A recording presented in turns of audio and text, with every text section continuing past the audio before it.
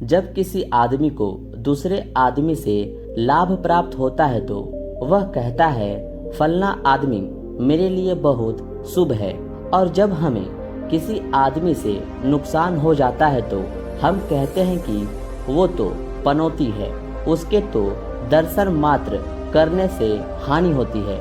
लेकिन सोचने की बात यह है कि क्या वास्तव में कोई आदमी हमारे लाभ या हानि का कारण हो सकता है, या फिर हमारे लाभ और हानि के केवल हम ही कारण होते हैं। और इस प्रकार के अनेकों चीजें हमारे समाज में फैले हुए हैं। जैसे कि किसी बिल्ली ने रास्ता काट दिया तो मतलब मेरा दिन बेकार हो गया, या फिर मुझे सुबह सुबह किसी उजले हंस का दर्शन हो गया तो मेरा दिन तो बहुत अच्छा होने वाला है। ऐसे ही अनेकों प्रकार की बातें हमारे समाज में फैली हुई है। तो आज की जो कहानी मैं सुनाने वाला हूँ वह आपको अज्ञानता के अंधेरे से निकालकर ज्ञान की उजाले की तरफ लेकर जाएगी। बहुत समय पहले की बात है, एक गांव में सूखा पड़ा हुआ था। कई वर्षों से वहां पर कोई बारिश नहीं हुई थी, जिससे वहां पर भूखमरी फैली हुई थी।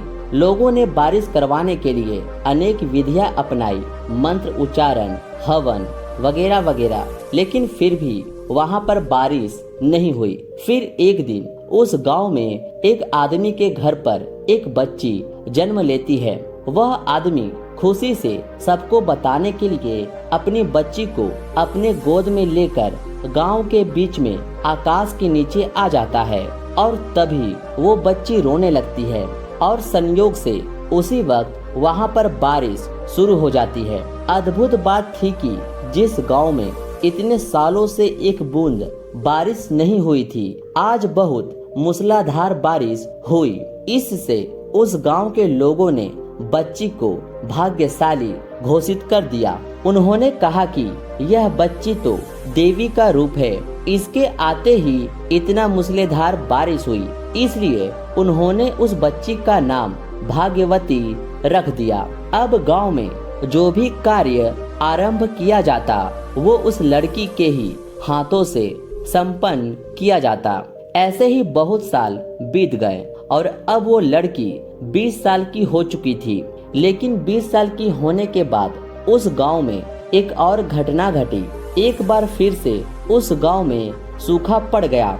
उन लोगों ने उस लड़की से प्रार्थना करके कहा कि आप ही एकमात्र एक ऐसा इंसान है जो इस गांव में बारिश करवा सकती है। कृपया करके बारिश करवाने का कोई प्रयास कीजिए। लड़की ने अपना हर संभव प्रयास किया। वह एक बार फिर से चिल्ला चिल्ला कर रोई, लेकिन फिर भी कोई बारिश नहीं हुई। उसके बाद उसने परमात्मा से प्रार्थना की, लेकिन फिर भी बारिश नहीं हुई। इसके बाद गांव वालों ने एक बैठक करके कुछ ज्ञानियों और पंडितों को गांव में बुलवाया और उनसे इस सूखे का कारण पूछा। ज्ञानियों ने बताया कि यह लड़की इस गांव के लिए अनहोनी है।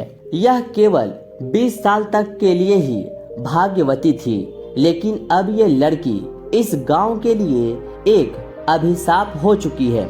अगर तुम लोग अपने गांव से यह अभिशाप हटाना चाहते हो तो इस लड़की को कल सुबह वैसे ही यहाँ पर उपस्थित होना होगा जिस प्रकार उसने जन्म लिया था। मतलब उसे वहाँ पर निवस्त्र होकर आना होगा। उसी दिन रात के वक्त उस लड़की के पिता ने भाग्यवती को उस गांव से भगा दिया।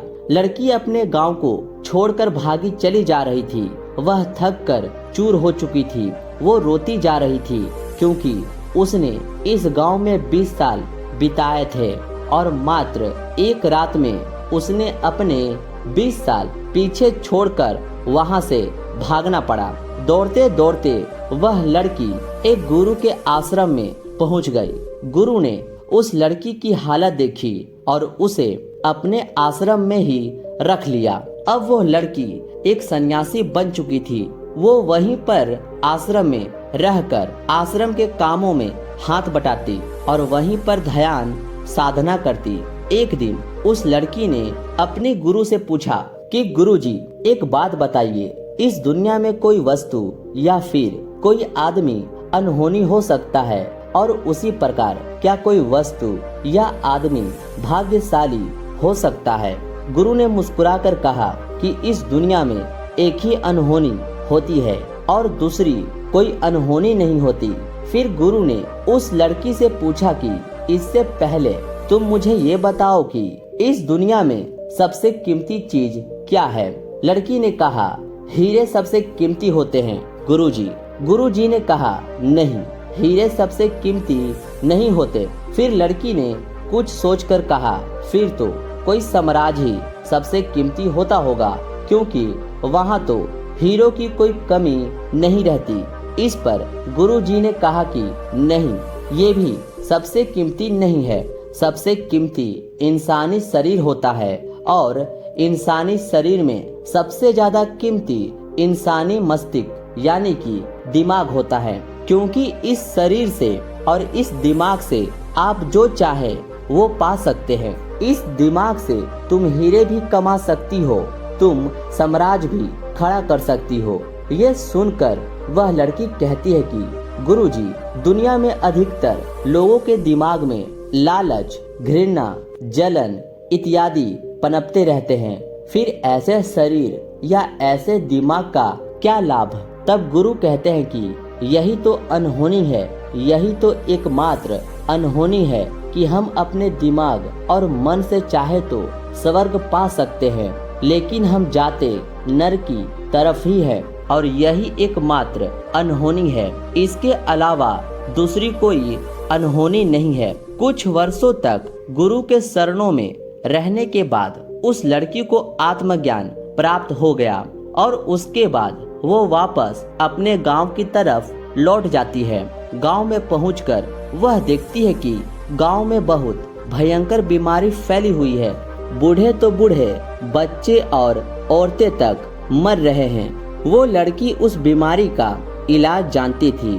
उसने उस गांव के लोगों से कहा कि मैं तुम्हारा इलाज कर सकती हूँ, लेकिन गांव वालों ने कहा कि तुम तो अनहोनी हो, तुम्हारे आने की वजह से ही यह बीमारी फैली है, तुम यहाँ से चली जाओ तो हम सब ठीक हो जाएंगे।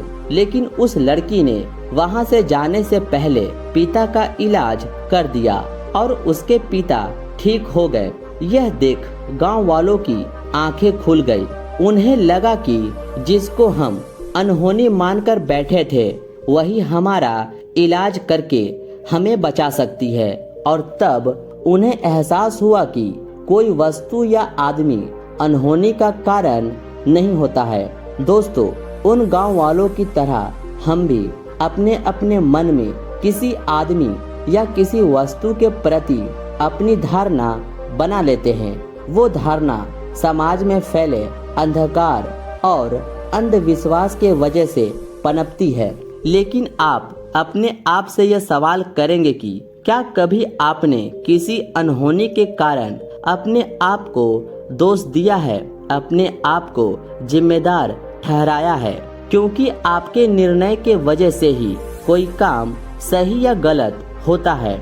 इसलिए दूसरों को अनहोनी का कारण बनाने के बजाय खुद के अंदर झांक कर देखिए, आपको जवाब जरूर मिलेगा। आज हम देखते हैं कि जो रोग पुराने समय में अनहोनी मानी जाती थी, आज विज्ञान ने उनका हल खोज लिया है। उनकी चिकित्सा संभव है, उनका इलाज संभव है, और वो भी वैज्ञानिक तरीके से। और ऐसे ही जैसे जैसे विज्ञान ज्यादा उन्नति करेगा, वैसे वैसे हमारे अंधविश्वास टूटता चला जाएगा। दोस्तों, यह अंधविश्वास की कहानी आपको कैसी लगी हमें कमेंट करके जरूर बताएं।